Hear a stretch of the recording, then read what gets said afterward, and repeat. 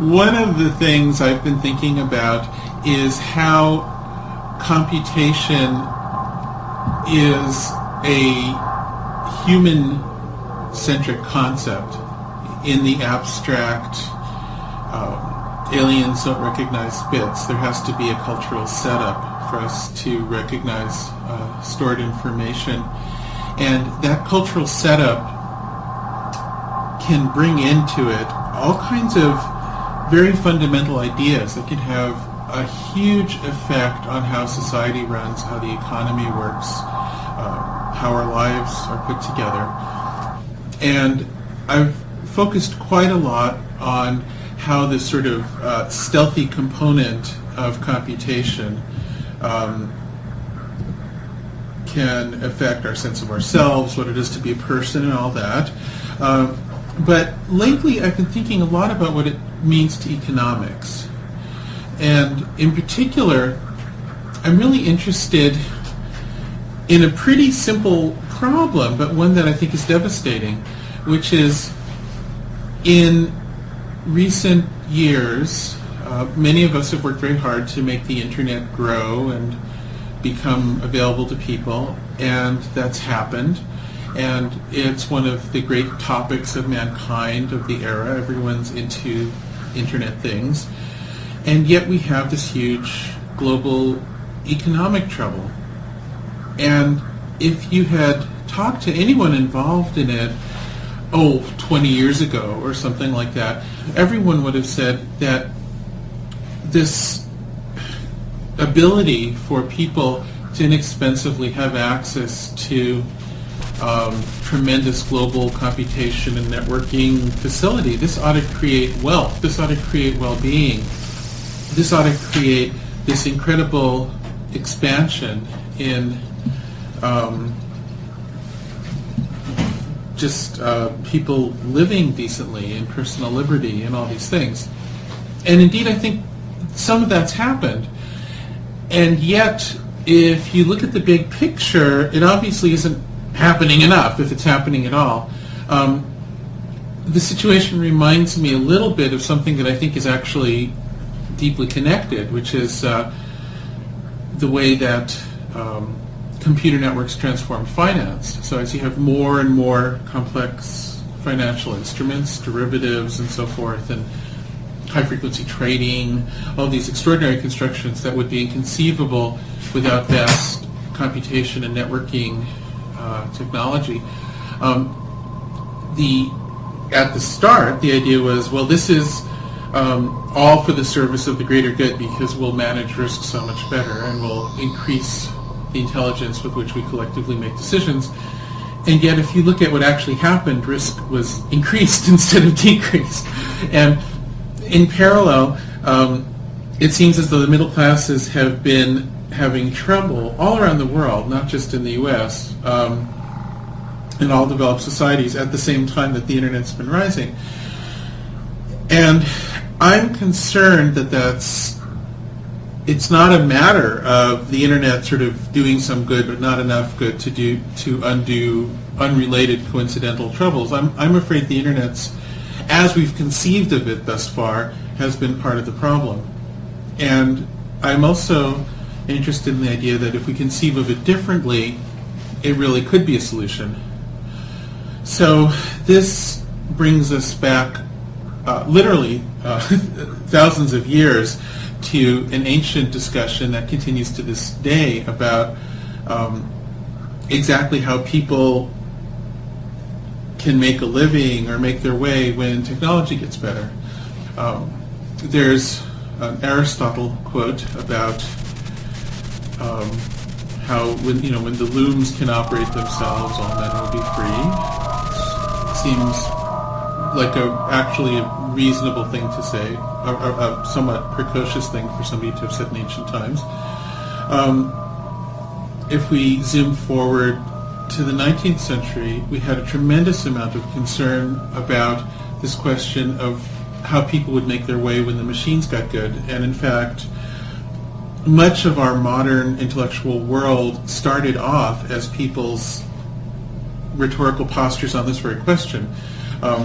Marxism, the whole idea of the left, which still dominates the Bay Area where this interview is taking place, was exactly precisely about this question. This is what Marx was thinking about. And in fact, you can read Marx, and it's sometimes weird. It reads like Silicon Valley rhetoric. It's the strangest thing about boundaries falling internationally and labor and markets opening up and all these things. It's the weirdest thing. In fact, I had this strange experience years ago listening to some rhetoric on the radio. It was KPFA, in fact, the lefty station, and I thought, oh God, it's one of these Silicon Valley startups with their rhetoric about how they're going to bring down market barriers. And it turned out to be an anniversary reading of Das Kapital, and the language was similar enough that one could make the mistake.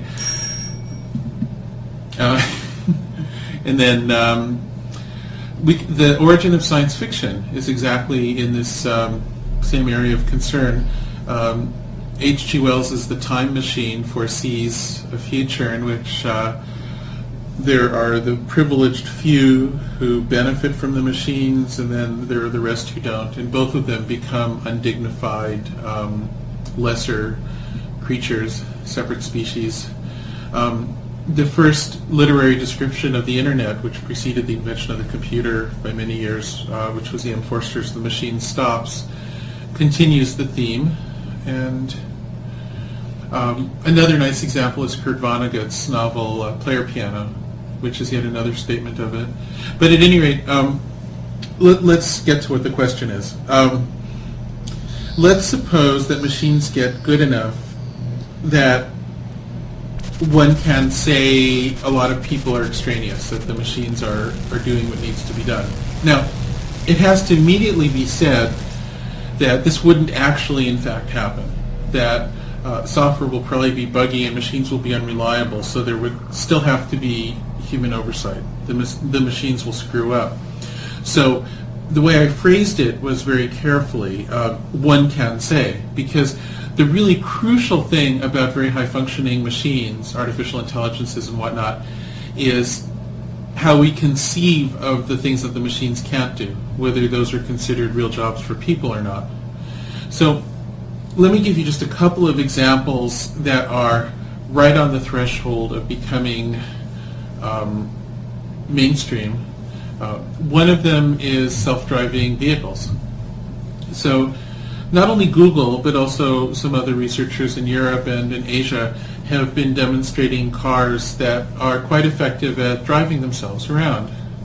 And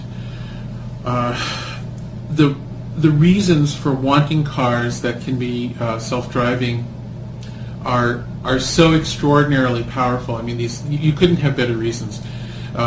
Humans are terrible drivers. We kill each other in car accidents so frequently that car accidents just are a much more serious problem than wars, terrorism, a great many diseases. I mean, it's one of our biggest sources of just death and pain, and it's awful. It's very unlikely that robots could drive as badly as people. So that's compelling. But there's much more. If the cars could coordinate with each other, instead of people fighting each other in little tiny ego wars to merge between lanes on the freeway, causing this huge backup, going miles back, the cars could coordinate and cleanly merge together, taking full advantage of the hypothetical bandwidth of the freeway. They could be cognizant of their wakes, and they could manage the airflow together to improve their efficiency. A lot of streetlights could go away. They would simply know that there's no other car coming and there's no pedestrian, and they could just proceed through without stopping, which would be a huge, huge gain for energy efficiency, since you wouldn't have to accelerate from a stop as often. And it goes on and on. There are just many, many, many benefits. And then there's some problems. One of the problems is that when there is a screw up, it could be a huge one. If a whole freeway of cars hit each other because of a snag, it would be something like a plane crash instead of a little tiny thing, and that's conceivable when there are a lot of cars connected together and moving rapidly under the same software system. And then, of course, there's the existential issue of losing freedom. How do people feel about that? That's all of these things have been talked about a great deal. But finally, there's this very interesting issue that you can't make it 100%. At some point, a person, if people are going to be people at all, somebody has to tell the car where to go and something about how to do it. And there has to be some sort of fail-safe, and there has to be some human responsibility, if not on the part of the people who are passengers in the car, at least somewhere. And here's where we get into this very, very interesting territory. Now,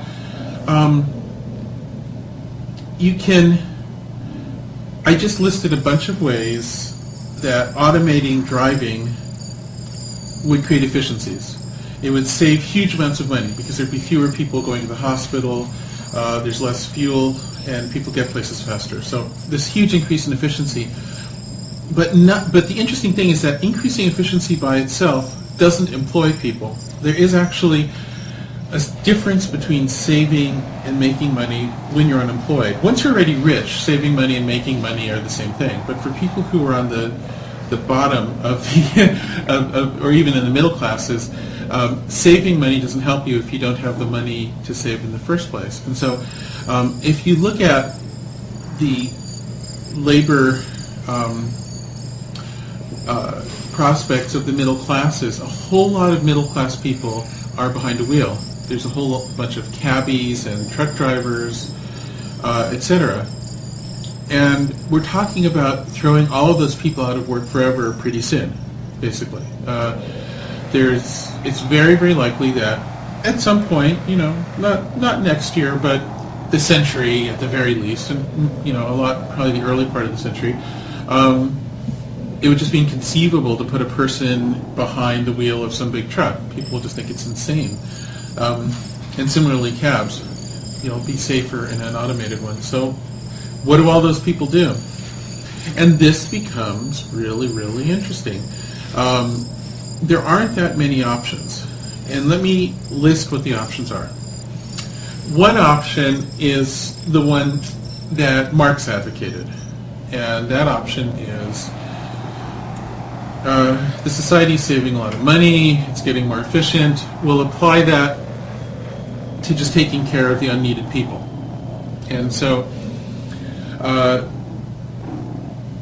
in that case, it's really a tricky one, because in every example in which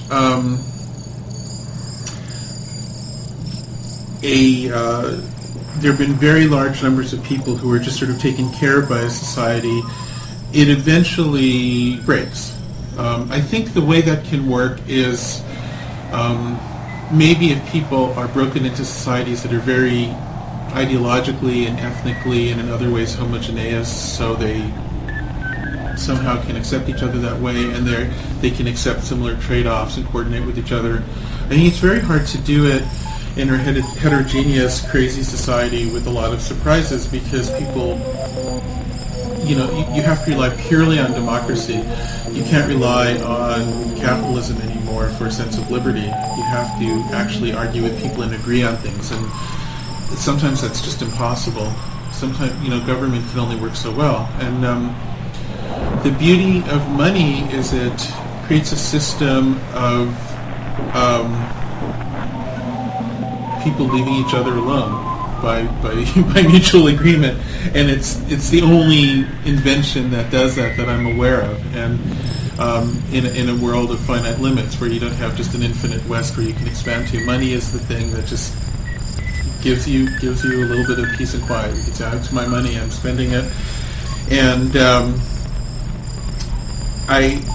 I know that there are a great many leftists around here who think that when the machines get good, the government will support everybody and somehow will agitate for our rights, and everybody will have this kind of liberty and ability to do as they please. But I find that very hard to believe. I just don't think that would work. Even in the places that are called anarchistic, in fact, what happens is a new kind of order, which is often very oppressive if you don't happen to fit in. In San Francisco, you can be attacked by mobs of bicycling advocates who've occasionally been quite ruthless because they believe in bicycles and they think that they're the most enlightened, free people in the world, and yet if somebody doesn't agree with them, then they have trouble. Similarly, at Burning Man, what must be perceived by people who fit in at Burning Man as the most open, accepting place in the world is in fact extraordinarily unaccepting of people who don't conform. And just a mild example of that is that if you show up in an RV, you're sort of poo-pooed by a lot of people, and there's a lot of tension about it because you're supposed to be more, tent and yurt oriented. So this hope that socialism can preserve liberty is pretty unlikely to work out. And I hesitate to say that because most of the people who say that are these sort of rigid Tea Party nutcases these days in the United States, and I hate to be saying something that sounds similar, but that doesn't make it untrue. It still is a problem. All right, so let's leave aside Marx's answer. Another possibility is that the extraneous people just kind of suffer and are maybe given inexpensive amusements. This is also foreseen in science fiction quite a lot, and most recently as a pop phenomenon, I think the Matrix movies might have expressed that the most. So where the people are, there's this conceit that somehow people's human bodies are useful as batteries, although I think anyone who sees the movie is thinking, oh, there's got to be a better battery, why would they keep the people around? So even as batteries are unlikely to really be needed. And there is a disturbing sense in which I feel like that's the world we're entering. I'm really kind of astonished at how readily a great many people, I know young people, have accepted a reduced economic prospects and limited freedoms in any substantial sense, and traded them for being able to screw around online, basically. That there are just a lot of people who feel that being able to get their video or their tweet seen by somebody once in a while gives them enough ego gratification that it's okay with them to still be living with their parents in their 30s or something, and that's such a strange trade-off. And if you project that forward, obviously it really does become a problem. And I think what that leads to is the world that Wells and Kurt Vonnegut and many others wrote about, where there just is enough virtual bread and circuses that just barely enough to sort of keep the poor in check, and perhaps somehow not breeding, and they just kind of either wither away through attrition or something,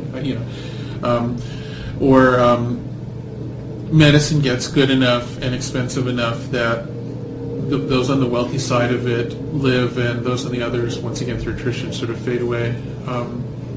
Another example of that I think is really quite astonishing, that will be recognized by future historians as an extraordinary phenomenon in the 21st century, is that the aging populations are buying into their own impoverishment. That there's this strange way in which people who are older tend to be conservative, and what conservative means now is no government, don't you dare support my dialysis, don't you dare support my nursing home expenses, that reduces my liberty, I need my freedom and my options. But if you look at how this transformation has come about, where the elderly are for the most part advocating their own impoverishment and misery, you find the same thing of like this prevalence of social media and the new media, that you tend to find more conservative, nutty politics using social media well than sort of mainstream sensible stuff. And that's true both on the left and the right, but it's really the right that's taken off with it. And that's really striking to me, that and of course that story is still unfolding, so we don't know how it'll turn out, but it's absolutely remarkable.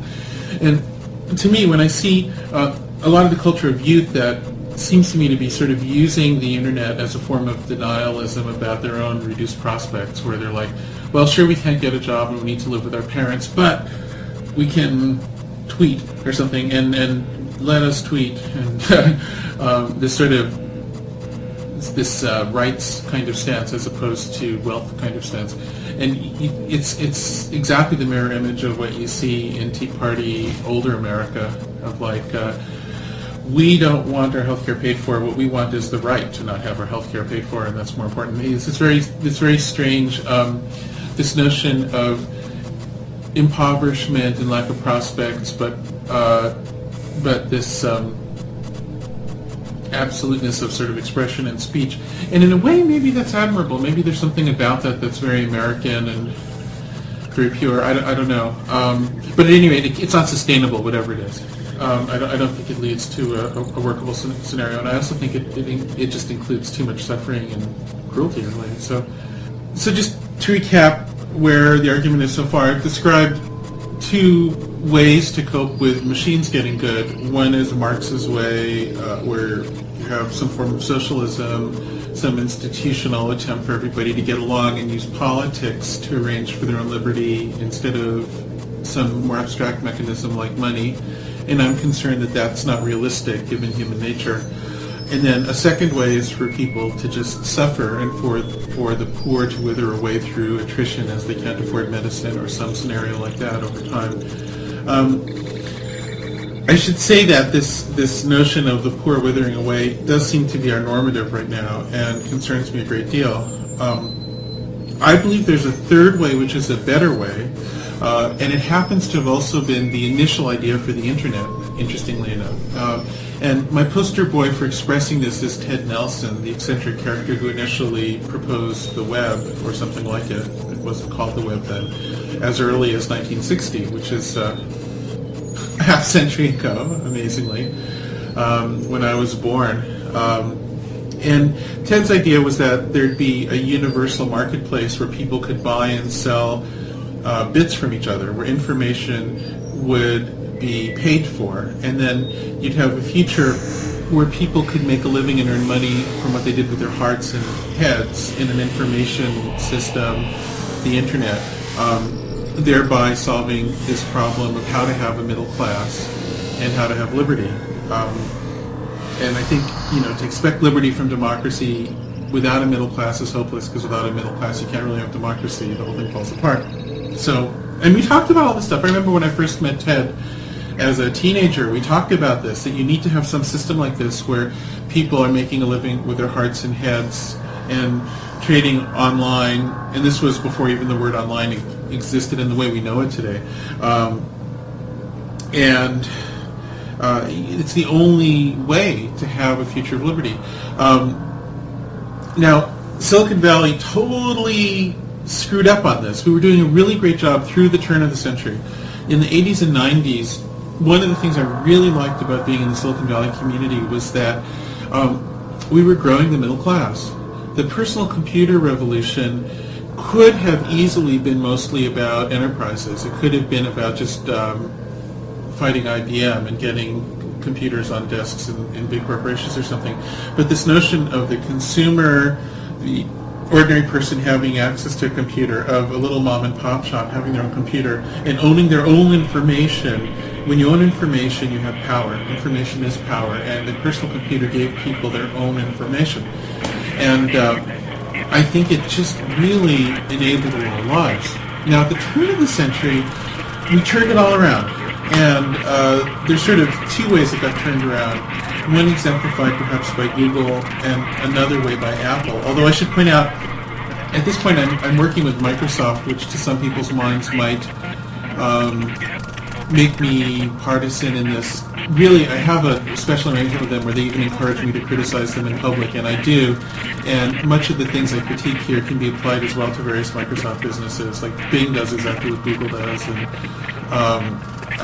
so it's not about company versus company stuff. And also the people at Apple and Google are my friends, and I've made money from Google. I mean, I like Google, so it's not like it's really not. It's not personal, and it's not about company rivalries. And I hope I can persuade people of that. But at any rate, the Apple idea is that instead of the personal computer model, where people own their own information and they're everybody can be a creator as well as a consumer and all that, we're moving towards this sort of iPhone model where it's not really as adequate for media creation as the real media creation tools. And even though you can become a seller over the network, you have to pass through Apple's gate to accept what you do, and your chances of doing well are very small, and it's not really a person-to-person thing. It's a business through a hub, through Apple to others, and it doesn't really create a middle class. It creates a new kind of upper class. Google has done something that might even be more destructive of the middle classes, which is they've said, well, since Moore's Law makes computation really, really cheap, let's just give away the computation but keep the data. And that's a disaster. So what's happened now is that we've created this new regime where the bigger your computer servers are and the more smart mathematicians you have working for you and the more connected you are, the more powerful and rich you are. And that, unless you own an oil field, which is, the old exception. And that just seems, I benefit from it because I'm close to the big servers, but basically wealth is measured by how close you are to one of the big servers, and the servers have started to act like private spying agencies, essentially. So with Google or with Facebook, if they can ever figure out how to steal some of Google's business, there's sort of this notion that you get all this stuff for free, except somebody else owns the data, and then they use the data to sell access to you and the ability to manipulate you to third parties that you don't necessarily get to know about. The third parties tend to be kind of tawdry. We tend to now be sort of courting the seedier side of capitalism more than the dignified side of capitalism. So there tends to be a lot of ambulance chasers and snake oil salespeople and that sort of stuff have become customers. Not all. There are some stories that are very positive. There's the occasional person who builds a career by blogging or getting on YouTube, or who can build a small business by selling ads on some of these services. Those people exist, but there's a Horatio algebra quality where there just aren't enough of them to create a middle class, and they create almost a false hope rather than a real trend. And it's plain as day that that's the truth, that there aren't hordes and hordes of these people, but really just tokens. And for all those, and it's funny to say that because I'll often get a lot of pushback, and they'll say, no, there are all these people who are being empowered by all this stuff on the internet that's free. And I say, well, show me, where's all the wealth? Where's the new middle class of people who are doing this? And they don't exist. They just aren't there. We're losing the middle class, and we should be saving it. We should be strengthening it. So if we used to be a bell curve society, we're sort of, and the middle sinks and we end up as a U-shaped society, turning into what Brazil used to be or something like that, if that's where America's going. You can sort of see the Apple model, although it's not just Apple, but that sort of, this notion of the elite controlled thing sort of serving the upper horn of the U. And you can see the Google model, which is sort of like the seedy pawn shop and cash store kind of approach to the internet, where, we'll give you coupons and we'll sell advertising to you, and then there's all this, it's free. That sort of attaches itself to the lower horn of the U. And the thing I'm thinking of is the Ted Nelson, the third way, where people buy and sell each other information and can live off of what they do with their hearts and minds as the machines get good enough to do what they would have done with their hands. That thing is the thing that could grow the middle back. And then the crucial element of that is what we can call a social contract, where people would pay for stuff online from each other if they were also making money from it. When people get nothing from a society, they eventually just riot. And to my mind, that's kind of what's going on the internet. Like, basically, people can expect free stuff from the internet, but they don't expect wealth from the internet, which to me makes it a failed technology at this point. I hope it's revivable. I'm sure it is. I'm positive it is. And so when all you can expect is free stuff, you don't really respect it. It doesn't offer you enough to give you a social contract. What you can seek on the internet is you can seek some fine things. You can seek friendship and connection. You can seek reputation and all these things that are always talked about. You just can't seek cash. And it tends to create a lot of vandalism and sort of mob-like behavior. That's what happens in the real world when people feel hopeless and don't feel that they're getting enough from society. It happens online. I feel certain that if people had an opportunity to really make a living from it, some number of them would be drawn to become scammier, of course, because that's also part of human nature. But on the whole, it would reinforce a social contract in which people would buy into it and would treat it as something valuable in a way that even with all the talk about the internet and these sort of incessant cliched way in which every story has to be internet-centric, if there's any plausible way it can be, even with all that, it still could be so much more, because it could be the way that we can make a living from our hearts and heads, and it's not. That's what it must be. It must become that somehow. I promised I'd mention 2 ways that the machines are getting good, and I just mentioned driverless cars. I should say a little bit more about that, perhaps. The interesting contest that will happen in about 10 years, I think, is when this will come to head, is the contest between a purely driverless car, where you just get in a robot taxi and you say, take me to the airport, and it says, okay, airport, and then it shows you ads along the way, or forces you to drive by billboards, or forces you to a particular convenience store if you need to pick up something, or whatever the scam is that would come about from a Google-driven car. And then that's one way. There's another way to do it, which is you still drive the car, but with a fancy user interface. And so you have autonomy much of the time. However, when there's either an intersection with other cars approaching, or there's congestion on a freeway, or for some other reason, or an imminent collision, if there's some other reason that automation is better, it can take over. And then in the meantime, it gives you a fantastic user interface. It helps you be a much better driver and get where you want faster, if that's your desire, or whatever it is.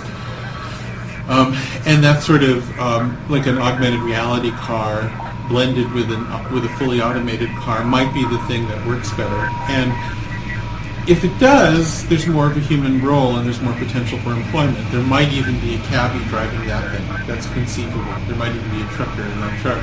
And it might work better. But anyway, that's something that we'll sort out.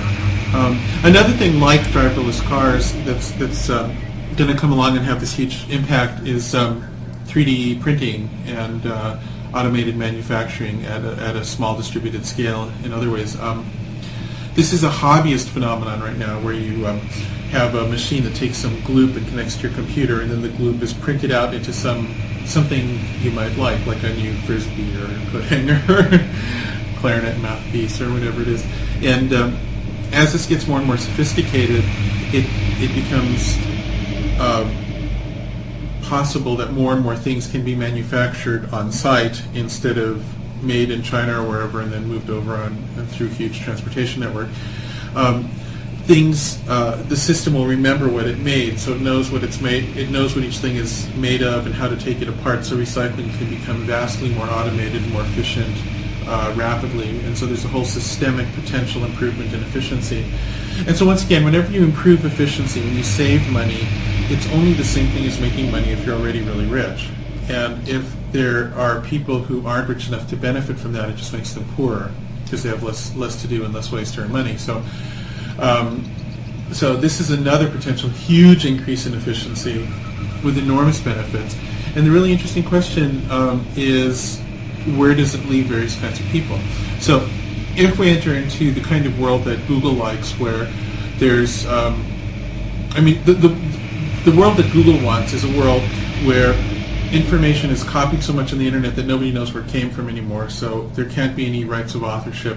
However, you need a big search engine to even figure out what it is or find it. So they want a lot of chaos that they can be they can have an ability to undo. It should be pointed out that the original design of the internet didn't have even a copy function, because it originally just seemed stupid. Like, if you have a network, why would you copy something? That's just an inefficiency. But anyway, I'm convinced the reason copying happened on the internet was because Xerox PARC was so important as an early supporter of computers, that for Alan Kay to go to the Xerox people and say, oh, by the way, copying itself, even in the abstract, will become obsolete because of computer networks, would have just blown their mind. So we ended up with copying on a network. But anyway, so when you have copying on a network, you actually throw away information because you lose the provenance, and then you need a search engine to figure it out again. So that's why part of why Google can exist. You know, it's the perversity of it all just really gets to me. But anyway,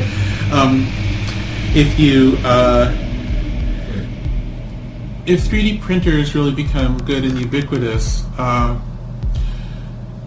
the number one question is going to be, can somebody make up an object and get paid for it? I mean, like, just hypothetically, let's say 3D printers are good enough to print out a new phone, which is conceivable, not immediately, but it'll happen, or to print out a new computer, a new tablet you'd want to use, or some other device.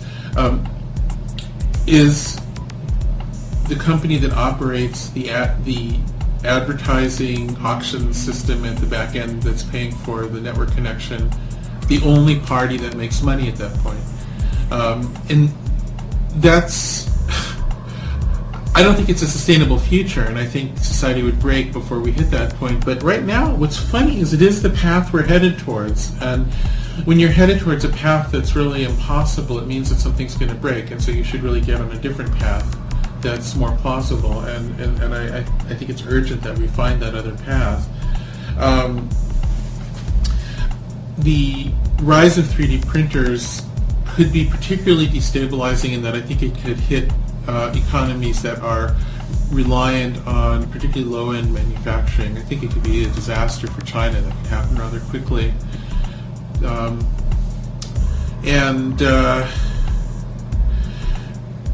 At the same time, I mean, if you think about this, if you have machines that can make machines, and if people can get paid for creatively coming up with things for them to do, if you can actually make a living from that, from what you do with your heart and your head as regards to the creation of physical things, and if recycling's efficient suddenly because of the way this all happens, so that you can take old things and turn them into new things very efficiently, which I think you could do. As soon as you can have assembling robots and 3D printers, you can also have disassembling and deprinting robots. So in that world, you could have an incredible amount of employment and generation of liberty and autonomy for people who are just helping things get created, instead of the manufacturing paradigm where there's just a limited number of things that can be made because that's how many people there are. Instead, they'll constantly be recycled, so there could be all this churn and all these new things. So is this, when this technology works, is this going to be a technology that just benefits whoever is auctioning off the advertising? And it just becomes such a bizarre system.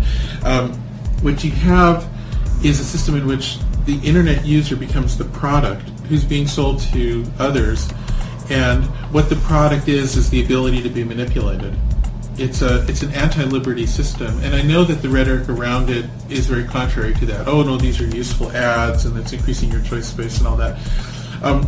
But if you look at the kinds of ads that make the most money, they are tawdry, and if you look at what's actually happening to wealth distribution, the middle is going away, and just empirically, these ideals haven't delivered. They haven't delivered in actuality. So I really think the sort of darker interpretation is the one that has more empirical evidence behind it at this point. What about bringing in, without getting into partisan politics, this is a much better explanation of what's going on than Obama versus... Yeah, well... Just want to get into the... Yeah, so, I mean, there's this question of why is there so much economic pain at once all over the world? What happened?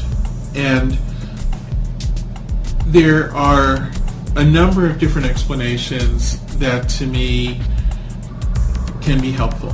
I think hitting some hard limits to growth in the world is part of it. I think the rise of new powers of India and China and Brazil, so that suddenly there are more people with means who want things, that's part of the story. But there's something else going on here too, which is that the mechanisms of finance just completely failed and screwed everybody. And if we look at exactly what happened with the mortgage meltdowns and the utter failure of complex financial instruments in which securities were bundled in ways that were beyond human understanding, essentially. If you look at the extraordinary ways in which the whole world seemed to go into debt at once. I mean, what happened there? And, there's a short answer to that question, which is finance got networked. Like the big kinds of computers that had made certain other industries efficient were applied to finance, and it broke finance. It made finance stupid. So let's back up a little bit. The first example of computer networks really transforming an industry on a global scale, I think, did not come from a social networking site or from search or any of those Silicon Valley things. It was actually Walmart. Walmart really pioneered the use of networking resources to make a global efficiency. Their supply chain was driven by real-time data and extraordinary amounts of computation. And I had a window into their world because I had a consulting gig with them when they were doing it. And it was absolutely extraordinary. Essentially what Walmart recognized is that information is power, and by using networked information, you could you could consolidate extraordinary power. And so by having information about what could be made where, when, what could be moved where, when, who would buy what, when, for how much, by coalescing all that and removing the unknowns, they were able to globalize their point of view, so they were no longer a local player, but they essentially became their own market. And that's what information can do. The use of networks can turn you from a local player in a larger system into your own global system. And all the people who succeed the best at using networks do precisely that. And it's been done again and again. But Walmart was, in a way, the pioneer. I mean, if you want to, you could talk about the intelligence agencies as being the earlier pioneers, perhaps. But I think, in a way, Walmart is the most impressive one. Totally transformed the world. I'm not going to condemn them because I think overall they brought so much good in their wake that it'd be hard to condemn them. I mean, consider that before Walmart, one of the greatest anxieties many of us had was the rise of China. What would that be like? And Walmart said, oh, the rise of China is going to be as a peaceful manufacturing partner. And China started to get rich, got happy, got nicer, and it just turned into, like, the rise of China was so much better than anyone had foreseen. And Walmart played a huge role in that. And without information systems, there's no way that whole thing could have been coordinated to happen so quickly. So, I think that's an extraordinary good for everybody in the loop. And so I think, you can't find a villain here and say this is the really horrible thing, because a lot of these are sort of complex and nuanced, large-scale phenomena. What Walmart did with manufacturing and retail and the whole supply chain and transportation preceded the consumer internet, the general internet. But when the general internet did good, and Google had this idea of providing information services for free because the real money was in paid influence, or what they call advertising. I'm uncomfortable calling what Google does advertising, because advertising, in the history of capitalism, advertising has been a crucial component, whether we like it or not, because it romanticized human production. Without advertising, we wouldn't have had the rise of capitalism as we know it. And many people can feel uncomfortable with that. They could find it manipulative. They could find it that it leads to waste or excess, that it's materialistic. There are all kinds of criticisms, but at any rate, whatever one's judgment is, it was indispensable to the rise of capitalism. And since I haven't seen any alternative that creates liberty for people better, I have to therefore respect it. But Google's thing is not advertisement because it's not a romanticizing operation. It doesn't involve expression. It's a link. It's just a little tiny minimalist link. And basically what they're selling is not advertising. They're not selling romance. They're not selling communication. What they're doing is they're selling access. What they're doing is they're saying, you give us money, we give you access to these people. And then what you do with them is up to you. So it's really a gatekeeping function. It's an arbiter of access. It's turning connections instead of being open into being paid. So that's essentially what Google did. As I said, we'll own the data, you'll pay for access to other people, but we'll give a whole ton of other stuff for free. And then it leads to this very strange schizophrenia, I'd say, where you think you're the user, but actually you're the used, or you're the product. And then you end up doing all this stuff to control your online presence and your online reputation, and people become obsessed with that. But the real representation of you is the one you can't access, which is the one that's used to sell access to you, to third parties. So the whole thing is just, to my mind, increasingly perverse. And the real information about you isn't even separable. There's no dossier on you that you could get. It's this correlative effect from all the other data that they have, this giant proprietary correlative model of the world. With Walmart, the consumer or the ordinary person who was a shopper at Walmart was confronted with this two pieces of news. One is the stuff they wanted to buy got cheaper, which of course is good. But the other thing is their own employment prospects were reduced, which is bad. And Walmart's rhetoric has sometimes tried to balance these things and say, well, yeah, we cost a lot of jobs, we also save people a lot of money. So once a particular party in a market has achieved a threshold where they have enough that they could lose, then saving becomes the equivalent of making. But if they haven't reached that threshold, saving is not the equivalent of making. And I think, okay, so basically Walmart created efficiencies, lowered costs, and yet overall made people poorer. So it's a great example of efficiency often not being good for people, but it's all based on how you think about it. It's really an interesting thing. So let's move forward to Silicon Valley. So Silicon Valley has done the same thing. It's created efficiencies, but in a way that actually makes people poorer lately.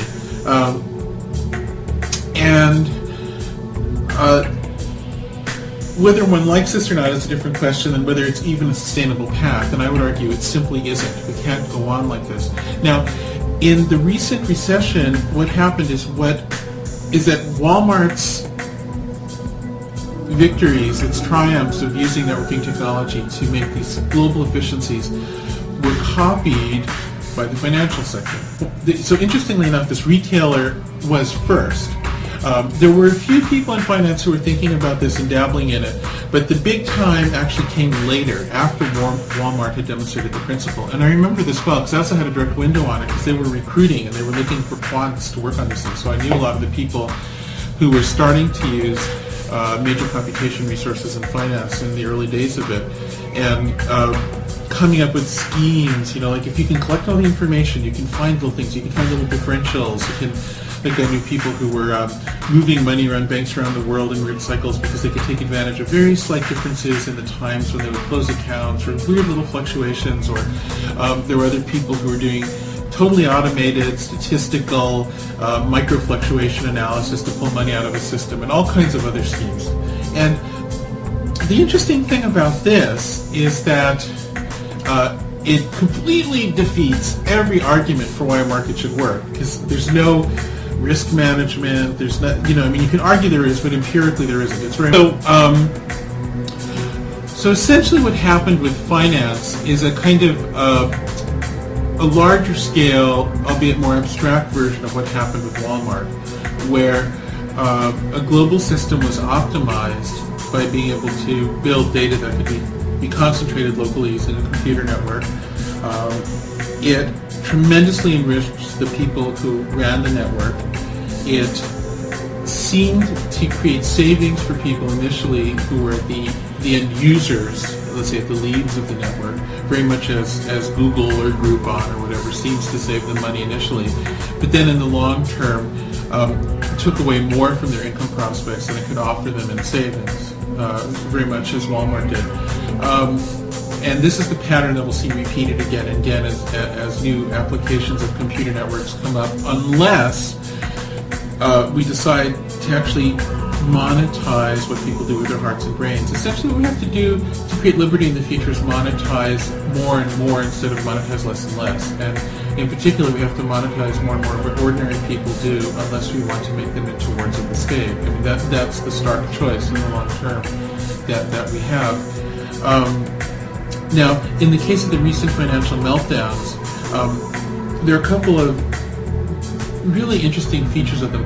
One is the use of automation to avoid responsibility. And this is a phenomenon that you see again and again. This has also happened in the American healthcare system, where what you want to do is you want to increase your benefits and reduce your risks. And so you associate the risk-taking behavior with an algorithm or with some sort of network effect, so it's very hard to personalize it.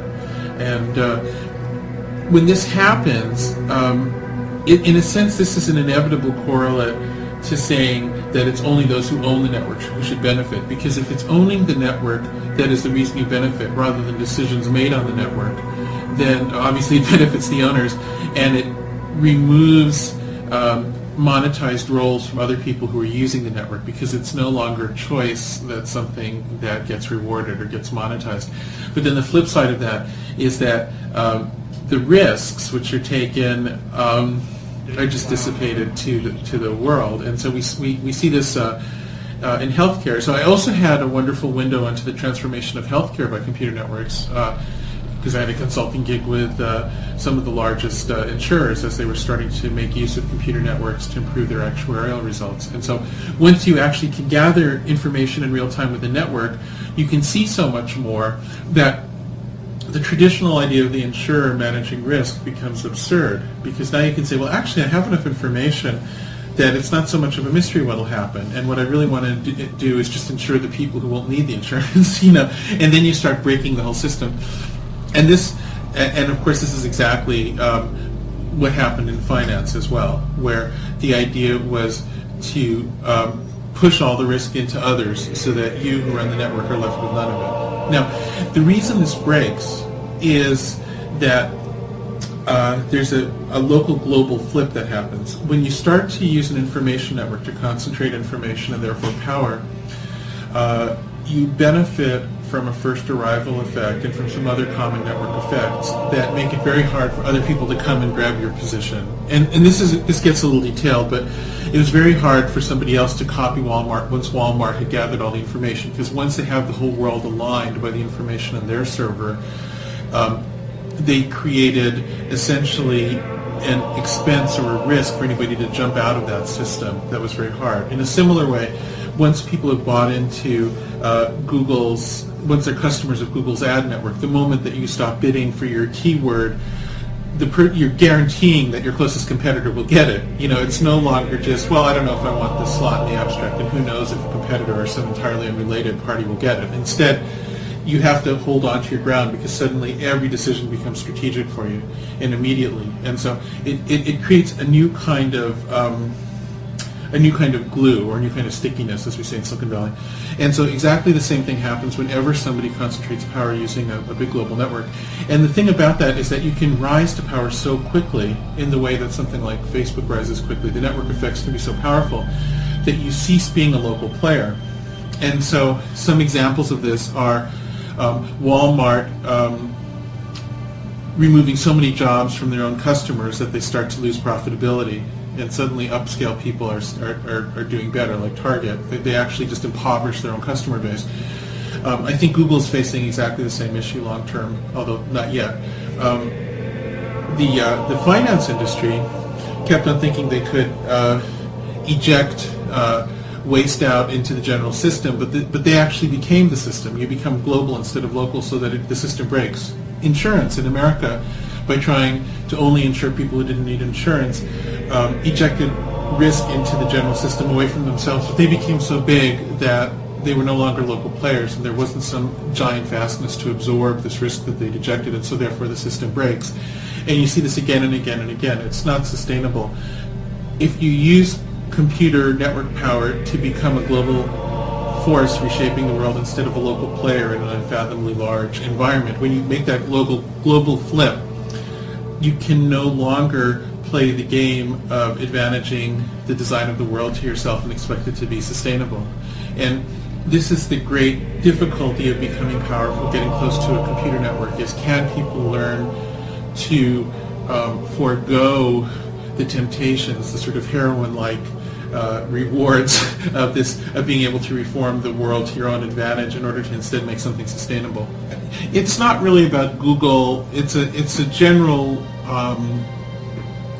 business idea which Google played a role in pioneering, but it's shared by Facebook and Bing, companies I would seem to be affiliated with now through my work. So it's really not specific to Google at this point at all. But people have to understand that there's no such thing as free. That when they buy into a system in which they upload their videos to YouTube without expecting to make anything unless they're very lucky to get a token because they're a Horatio Alger story at the end of the day, or when they contribute to seemingly inconsequential services like Google Plus or Facebook or social network things.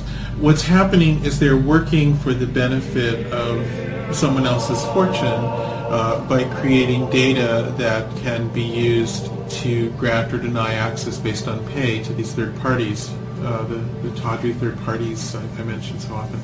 So there's a sense of, if you're adding data to the network, do you expect anything back from it?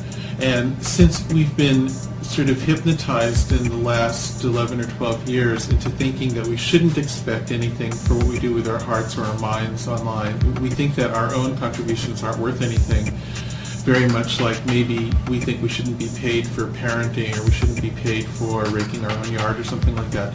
If we put it, in those cases you actually, in a sense, are paid because there's still something that becomes part of you in your life for all that you did. But in this case, we have this idea that we put all this stuff out there, and what we get back are very unlikely concrete benefits, and then sort of intangible or abstract benefits of reputation or ego boosting or something like that. And since we're used to that bargain, we're impoverished compared to the world that could have been and should have been when the internet was initially conceived, the world that would create a strengthened middle class through what people do, just that, by monetizing more and more instead of less and less. It's possible that world could have never come about, but that was never tested. If we are absolutely convinced that this third way is impossible and that we have to choose between the Matrix or Marx, if those are our only two choices, it makes the future dismal. And so I hope that a third way is possible, and certainly we can do everything possible to try to push it. We're not going to be able to test for tomorrow because we've gone down this path so far that it'll be a decades-long project to begin to explore it. But we must find our way back. I wouldn't be surprised if it's a century after Ted first proposed this thought in the 1960s that this is how the internet should be. It might be a century before we even start to seriously try to do it, but that's how things go sometimes in history. Sometimes it just takes a while to sort things out.